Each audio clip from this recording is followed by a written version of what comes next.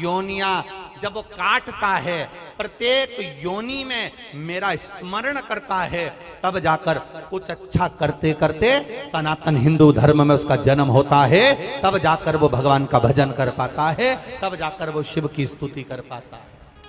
और सुनो पार्वती, ऐसा कोई धर्म नहीं जिसमें शिव नहीं। सुनो पार्वती, ऐसा कोई धर्म नहीं है जिस धर्म में लोग कहते हैं हम मंदिर नहीं जाते, जिस धर्म में लोग कहते हैं हम शंकर जी को नहीं मानते, जिस धर्म में लोग कहते हैं हम मूर्ति की पूजन नहीं करते, जिस धर्म में लोग कहते हैं हम देवालय शिवालय तीर्थ नहीं जाते, हम आपके धर्म को नहीं मानते। शिव महापुराण की कथा कहती है, इनके पूर्वजों को उठाकर देख लेना, ये आज भी शंकर की पूजन करते हैं और कल भी करते रहेंगे। शिव के बिना इनकी मुक्ति नहीं है,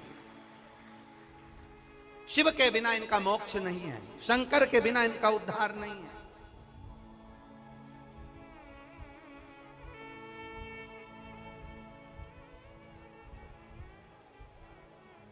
शिव के बिना किसकी मुक्ति?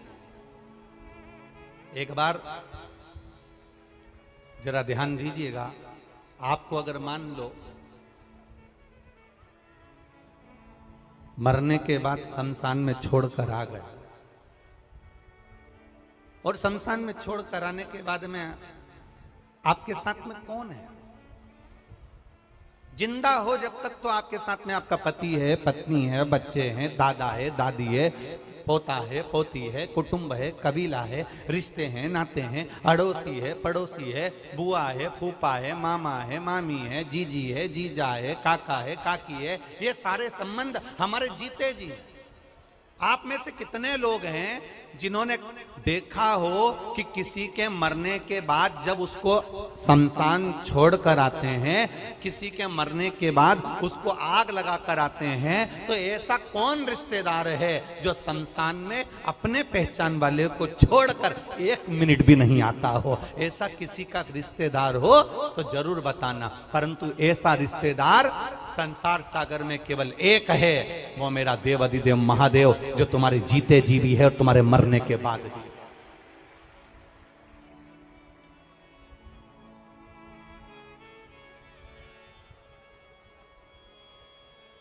जीते जी भी है और मरने के बाद। महाराज, इससे तो आगे भजन ही है साथी, भजते भजन बिन अकेला रहेगा। हरि मन ये 2 दिन का मेला रहेगा, कायम जग का झमेला रहेगा। साथी है मित्र गंग के जल बिंदु पान तक, अर्धांगनी बढ़ेगी केवल मकान तक। परिवार के सब लोग चलेंगे इस मसान तक, बेटा भी हक निभाएगा तो अग्निदान तक। बस यहीं तक सब हैं, उसके बाद कोई नहीं।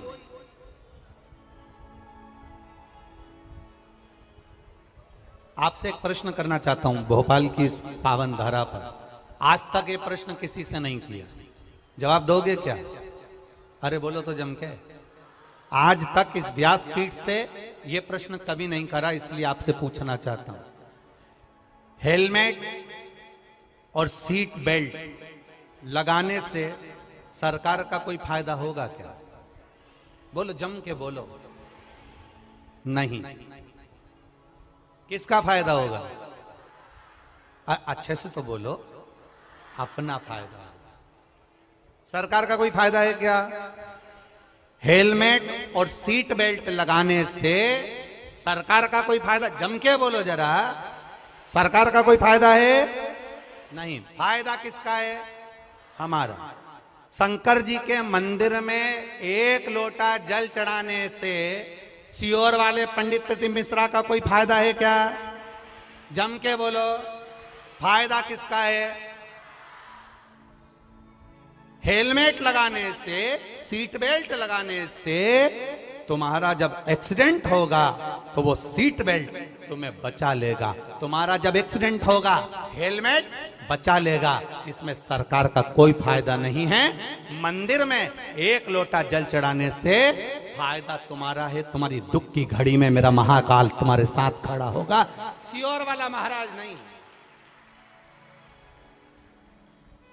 तुम्हारे जल चढ़ाने से सियोर वाले महाराज का कोई फायदा नहीं है।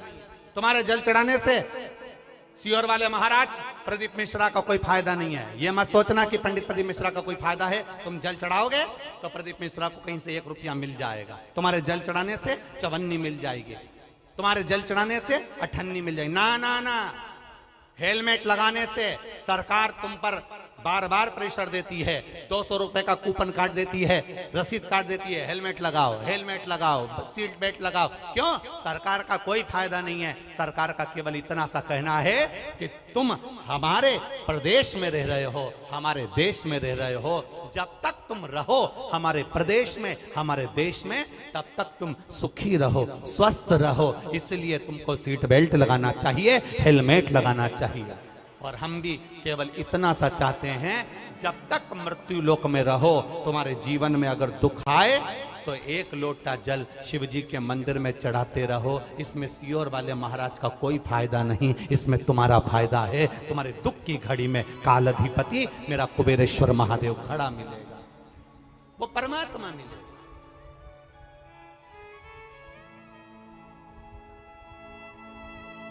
आपके भजन करने से हमारा कोई फायदा नहीं है, आपके स्मरण करने से हमारा कोई फायदा नहीं है। आपके भजन करने से आपका फायदा है, आपके मंदिर जाने से आपका फायदा है, शंकर जी को 1 लोटा जल चढ़ाने से आपका फायदा है, शंकर जी का पशुपति व्रत करने से आपको फायदा है। हमारा कोई लाभ नहीं है। लाभ तुम्हारा, देखो एक पत्र में आया, एक पत्र में किसी ने लिखा,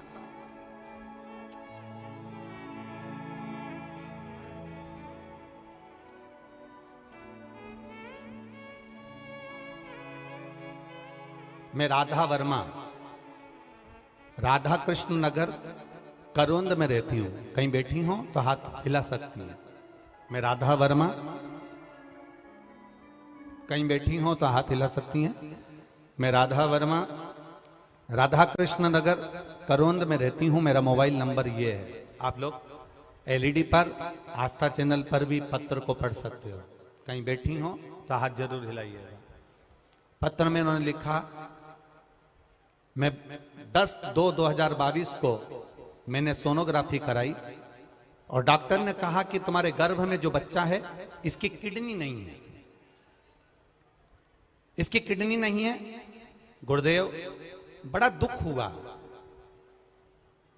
15 दिन डॉक्टर ने कहा कि इस बच्चे की किडनी नहीं है, आप चाहें तो इस बच्चे को ना रखें तो अच्छी बात है, इस बच्चे को जन्म मत दो, ये बच्चा बीमार रहेगा, इसकी किडनी नहीं है। 15 दिन का समय डॉक्टर ने दिया और 15 दिन के समय में बस डॉक्टर ने कहा इसके बाद ऑपरेशन करना पड़ेगा। हमने दूसरे हॉस्पिटल में जाकर बच्चे की जांच कराई, उसने भी यही कहा कि इस बच्चे की किडनी नहीं आ रही है, सोनोग्राफी में किडनी नहीं है। 15 दिन डॉक्टर ने फिर बुलाए, फिर जांच कराया, पर उसमें किडनी नहीं आई। तीसरे हॉस्पिटल में गए, तब भी किडनी नहीं है। तब किसी ने कहा एक काम करो, कुबेरेश्वर धाम चलते हैं, वहां से एक रुद्राक्ष लेकर आएंगे, वो रुद्राक्ष गलाएंगे, पानी शिव को चढ़ाएंगे, वो लाकर बहू को पिलाएंगे। जल दिया, शिवजी पे चढ़ाया हुआ जल पीना प्रारंभ करा, परिवार में पशुपति व्रत करना प्रारंभ करा, एक बेलपत्र खाना प्रारंभ करा और अगली सोनोग्राफी 22वें दिन कराई। डॉक्टर ने कहा ये तो चमत्कार सा है, बच्चे की दोनों किडनियां वापिस आ गई हैं। ये कृपा, ये उदारता है देवादिदेव महादेव, ये उदार, ये शिव की कृपा है, ये शंकर की उदारता, और ये शिव की कृपा बिना कुछ नहीं होता।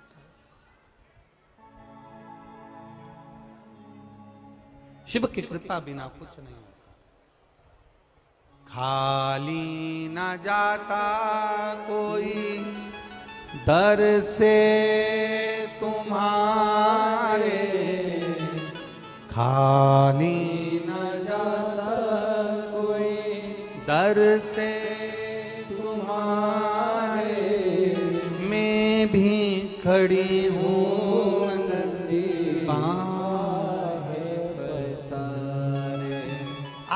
शिव की आराधना में लगे हो, शंकर की भक्ति में लगे हो, इसमें सियोर वाले महाराज का कोई लाभ नहीं है। आपने एक लोटा जल शंकर भगवान को चढ़ाया, विश्वास कर कर पीना प्रारंभ करा। आपने एक बेलपत्र शंकर भगवान को चढ़ाई, विश्वास कर कर खाना प्रारंभ किया। आपने शंकर भगवान के मंदिर में जाना प्रारंभ करा। आप 2 कदम चलकर शिव के दरवाजे तक जाते हो तो तुम्हारा दुख मिटाने के लिए वो कैलाश को छोड़कर तुम्हारे दरवाजे तक आता है। ये निश्चितता है।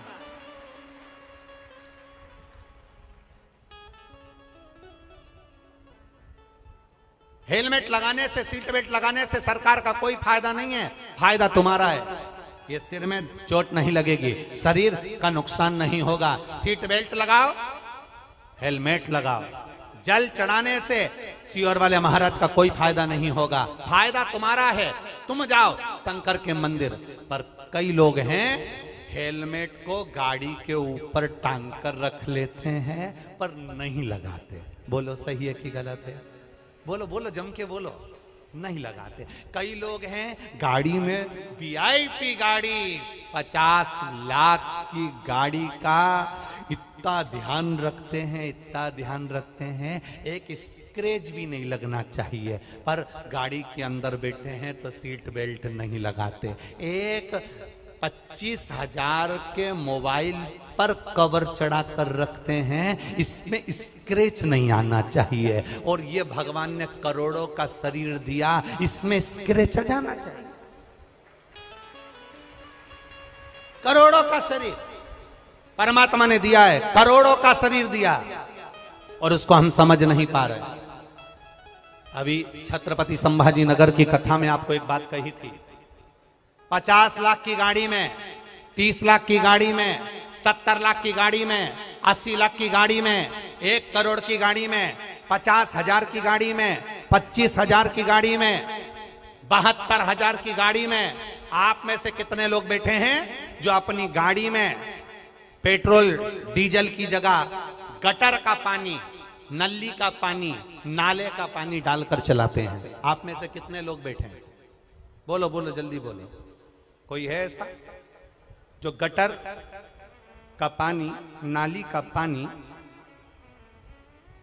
नल्ले का पानी गाड़ी में, 70,000 की गाड़ी, 50,000 की गाड़ी, 1 लाख की गाड़ी, कोई नहीं जो केरोसिन का तेल डालकर भी 1 लाख की गाड़ी, 1 करोड़ की गाड़ी को केरोसिन का तेल डालकर चलाता हो? ऐसा कोई व्यक्ति नहीं है। अपनी इतनी महंगी गाड़ी को लोग पेट्रोल और डीजल से चलाते हैं। जरा विचार करना, 50,000, 70,000, 1 लाख, 50 लाख की गाड़ी को लोग गटर का पानी, केरोसिन का तेल डालकर नहीं चलाते।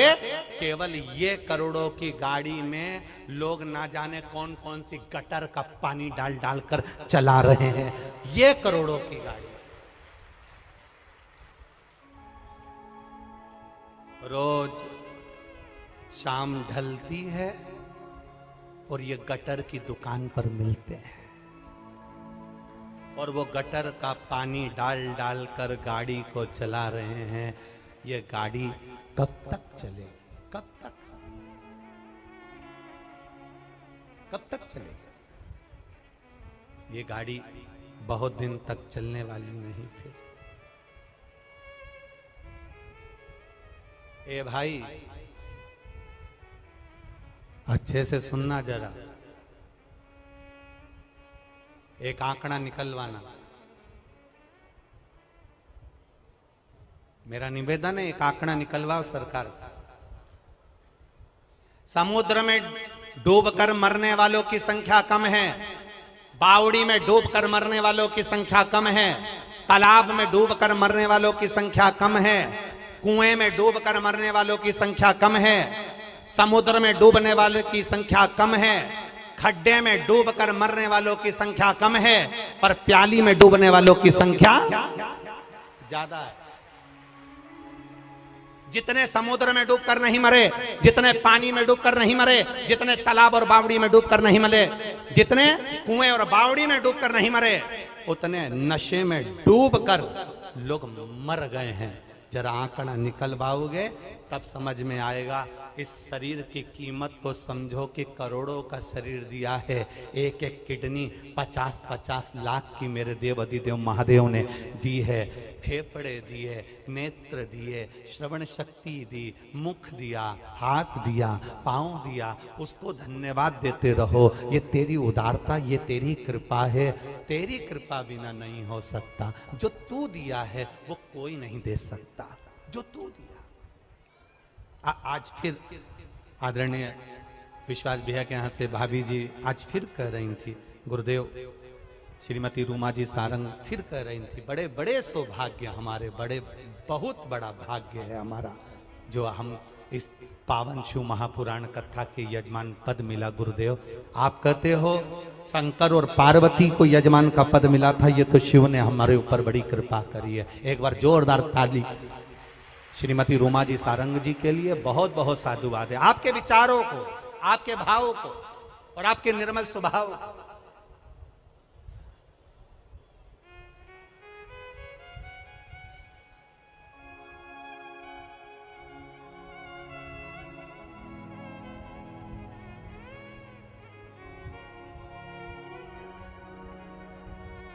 एक बात और कहना चाहते हैं, कहीं भाभी बैठी है का कथा सुनने, रूमा सारंग जी, श्रीमती रूमा सारंग बैठे। अच्छा ठीक, श्री शिवाय नमस्तुभ्यं। एक बात और कहना चाहते हैं, कल हमने जो देखा हम छोड़ते नहीं है कहे भी, बोलना होता है बोल देते हैं। कल हमने देखा, हम जा रहे थे, विश्वास भैया संग में थे, आप थोड़े पीछे रह गए, कुछ कार्यकर्ताओं ने आपको पीछे कर दिया। इस जगह पर कोई दूसरे मिनिस्टर की अगर पत्नी होती ना, 50 बार अकड़ दिखा देती, पर आपका स्वभाव, आपको नम्रता का जो भाव है, धन्यता है आपको। बहुत बहुत साधुवाद, बहुत बहुत साधुवाद। कोई होते तो कह देते तुम तो मुझे जानते नहीं हो, पर आपके स्वभाववश बाबा की बड़ी कृपा है। हर हर महादेव। एक बार जोरदार ताली बजाइए। बहुत बहुत साधुवाद। हो कहीं भक्ति का बल बड़ा, विश्वास का बल बड़ा, भरोसे का बल बड़ा, श्रद्धा का बल बड़ा है। अपने शरीर को पहचानो, इस शरीर में रहने वाली आत्मा को पहचानो, और आत्मा के साथ जो भजन करने वाले परमात्मा का गुणानुवाद है उसको पहचानो।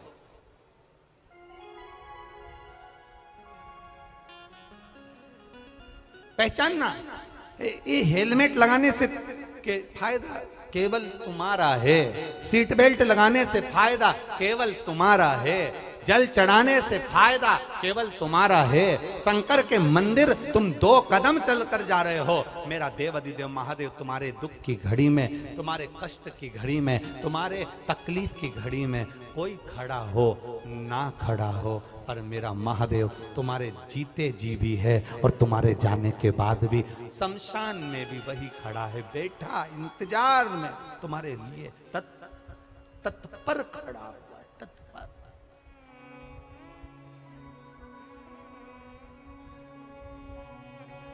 महाराज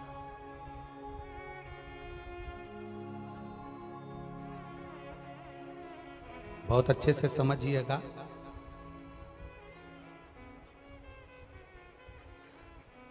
गाय को पकड़कर लेकर चलते जाओ, गाय का बछड़ा पीछे पीछे, बोलो बोलो जम के आए। बछड़े को पकड़कर लेते जाओ, गाय पीछे पीछे आएगी। बछड़े के पीछे गाय चलती है, गाय के पीछे बछड़ा चलता है, पति के पीछे पत्नी चलती है, और जल चढ़ाने वाले भक्त के पीछे मेरा भोलेनाथ चलता है। मेरा शंभु, मेरा त्रिकालदर्शी, मेरा कैलाशी, मेरा विनाशी चलता है। एक पत्र और देखिए।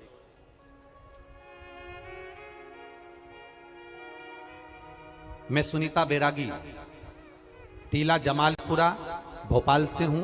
मेरा मोबाइल नंबर ये है। कहीं बैठी हैं सुनीता बैरागी, टीला जमालपुरा भोपाल से। कहीं बेटी आप ही हैं? दोनों हाथ हिला दो ऐसा एक बार। हाँ, दोनों हाथ हिला दो। मैं सुनीता बैरागी टीला जमालपुरा भोपाल से हूं। आपने भजन की एक लाइन अच्छी लिखी है, अरे लुटा दिया भंडार काशी वाले ने, कर दिया माला काशी। गुरुजी, पशुपति व्रत का और एक लोटे जल का क्या महत्व है, मैं क्या वर्णन करूं गुरुदेव। मेरे भोले बाबा ने क्या करा मैं किसको बताऊं। दुनिया के लोग विश्वास करे ना करे एक लोटे जल पर मैं विश्वास करती हूं। बहुत समय से सरकारी नौकरी की तैयारी कर रहा था पुत्र, कहीं पर भी सरकारी नौकरी नहीं लग रही थी। तब उससे कहा कि एक बार पशुपति व्रत करो और शिव जी के मंदिर में एक लोटा जल चढ़ाओ, प्रतिदिन चढ़ाओ। मेरे बेटे ने कहा माँ जल चढ़ाने से कोई नौकरी लगती है क्या? मैंने कहा सीओर वाला महाराज कहता है, एक बार करने में क्या जाता है, नौकरी के लिए अप्लाई करो और जल चढ़ाओ। मेरे बेटे ने अप्लाई करा नौकरी के लिए, जल चढ़ाया, पढ़ाई दिल से करी, विद्या अध्ययन दिल से करा। खूब अध्ययन करने के बाद जब मेरे बेटे ने नौकरी के लिए अप्लाई करा, आज मेरे बेटे को रेलवे में स्टेशन मास्टर के पद पर चयनित किया गया है। मैं बाबा को यहाँ धोख लगाने के लिए। बधाई आपको बहन, बहुत बहुत। बिराजी हर हर। शिव कृपा किसको कहते हैं? शंकर की उदारता किसको कहते हैं?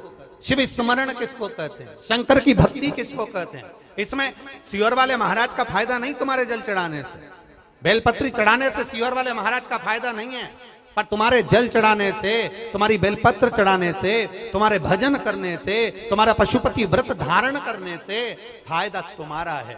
तुम दिल से शिव महापुराण की कथा सुन रहे हो। इतने सारे पंडाल, रोज पंडाल बढ़ रहे हैं, रोज पंडाल बढ़ाए जा रहे हैं।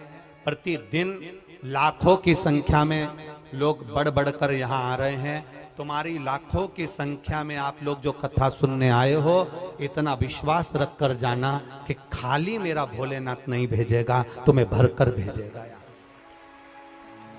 खाली नहीं भेजेगा।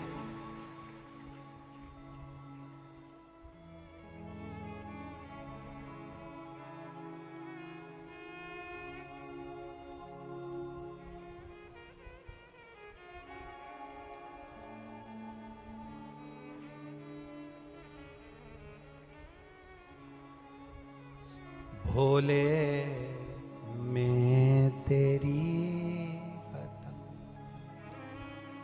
हवा विच उड़ती जावांगी, बाबा डोर हथो छड़ी ना मैं कटी जावांगी। भोले मैं तेरी पतंग शंभो में तेरी पतंग हवा विच उड़ती जावांगी, दूर हटो छड़ी ना मैं कटी जावांगी। बाबा मैं तेरी पतंग शंभो मैं तेरी पतंग। हमारा भाव, हम भगवान के भजन में जो समय लगा रहे हैं, भगवान के स्मरण में जो समय लगा रहे हैं, वो समय खाली नहीं जाए। पार्वती जी ने शिव जी की आराधना करी थी, माता पार्वती जी ने भगवान शंकर की आराधना करी थी।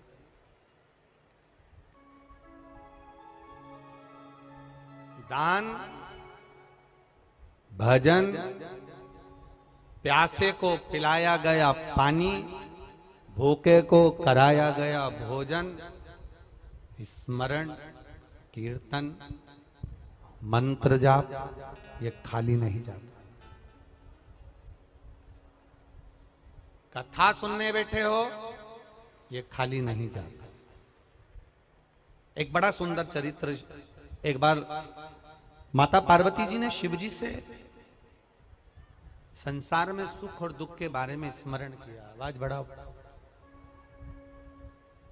शिव जी से सुख और दुख के विषय में माता पार्वती जी ने एक प्रश्न किया। थोड़ा ध्यान से सुनना, बड़ा अच्छा चरित्र।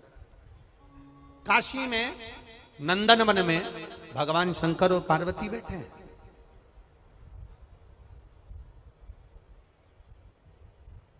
और नंदन वन में जब माता पार्वती और शिव जी बैठे थे तो पार्वती जी ने शिव जी से एक प्रश्न करा कि जीवन में सुख और दुख कितने विचित्र हैं, ये क्यों आते हैं? सुख मिला तो क्यों मिला और दुख मिला तो क्यों मिला? ये माता पार्वती जी ने शिव जी से प्रश्न किया। शंकर भगवान ने बड़े भाव से इस सुख दुख के चरित्र का वर्णन किया। शिव जी कहते हैं, सुनो पार्वती, मैं तुम्हें एक चरित्र सुनाता हूं।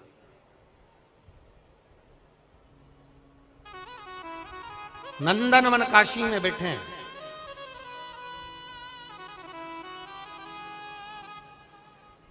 और नंदनवन काशी में बैठकर भगवान शंकर पार्वती जी से मैं तुम्हें एक चरित्र सुनाता हूं। एक सेठ जी, करोड़पति, धनपति, अरबपति, बहुत पैसा,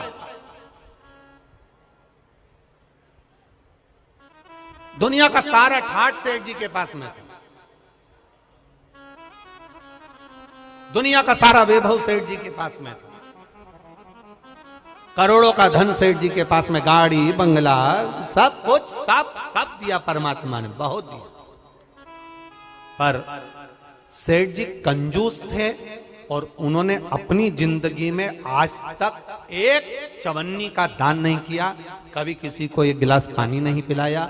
रिश्तेदार भी अगर आ जाएं तो वो पानी ना पिलाए, भोजन ना कराए, तो रिश्तेदारों ने आना भी बंद कर दिया। कोई नहीं आता, कभी दान नहीं करा। और उसके यहाँ का नियम था, सेठ जी के 3 बेटे, सेठ जी के तीनों बेटों में से 2 बेटों की शादी हो गई, एक बेटा कुंवारा था, सबसे छोटा वाला। छोटे बेटे की शादी होना थी, सेठ जी ने संबंध देखा और बच्चे का विवाह करा। छोटी बहू घर के अंदर आ गई। छोटी बहू आई तो घर की जो जेठानियां थी, दोनों जेठानियों ने छोटी बहू को अपने कमरे में बिठाया और बिठाकर समझाया, सुनो,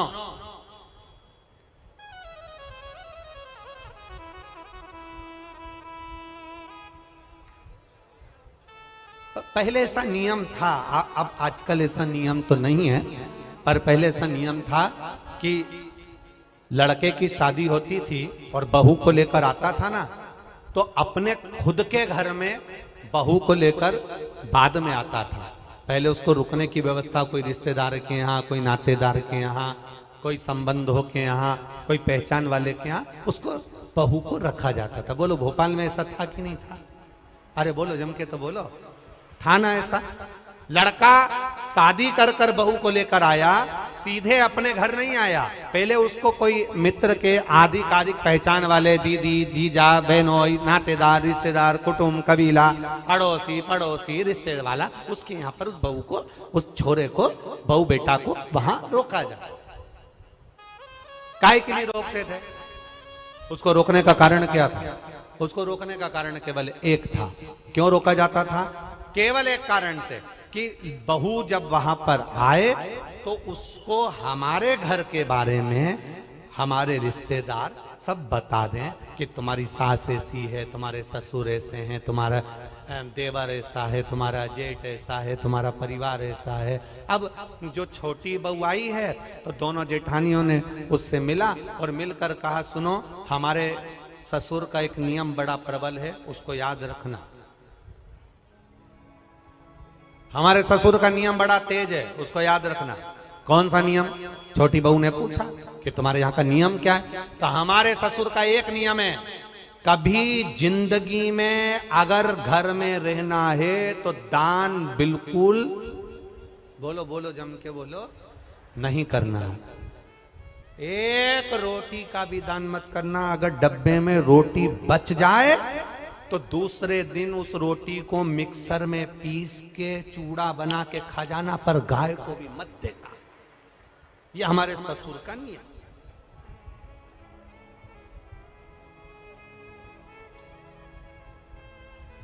मेरा विश्वास कहता है अपने भोपाल की तो ऐसी बहू नहीं होगी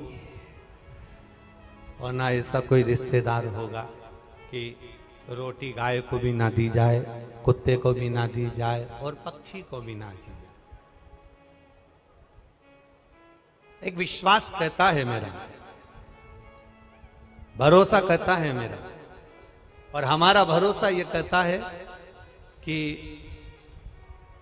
सनातन धर्म में ऐसा कोई व्यक्ति नहीं जो गौ माता को एक रोटी ना देता हो, सब देते हैं सनातन धर्म में ऐसा कोई।